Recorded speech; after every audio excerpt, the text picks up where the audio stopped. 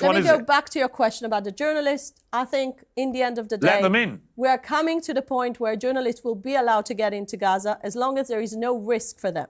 And you know it's got nothing to do with you, the risk to journalists. It's not your problem. From my point of view, It's not your problem. Once there is no risk to their life, I'm sure they'll be allowed to get in. What a load of flannel, Ambassador. Don't treat us like idiots, please. We're not idiots. You're not doing it for our safety. You've banned the journalists so that they don't report on what is actually happening.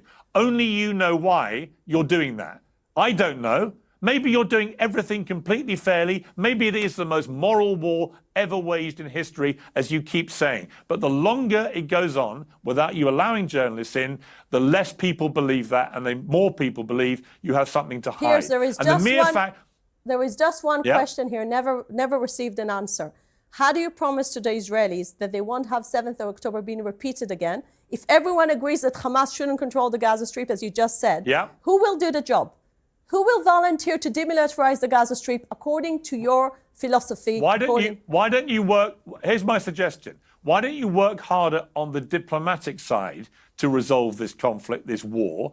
And why don't you bring in all the people that can help resolve that, rather than continuing to blow everything up that you can see with your forces? Why don't you try and resolve things diplomatically, which in the end is how you got the other hostages out to date?